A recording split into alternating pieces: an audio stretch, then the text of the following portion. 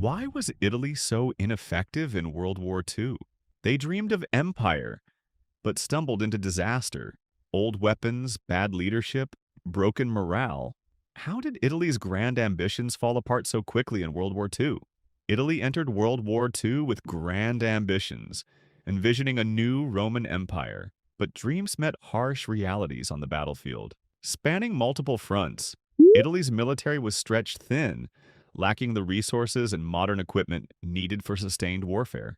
While other nations advanced technologically, Italian forces often relied on World War I era weaponry. Leadership under Mussolini was marked by overambition and poor coordination. In 1943, Italy switched sides, leading to German occupation and further turmoil.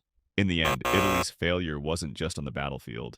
It was a failure of vision, a reminder that true strength comes not from pride but from preparation, unity, and purpose.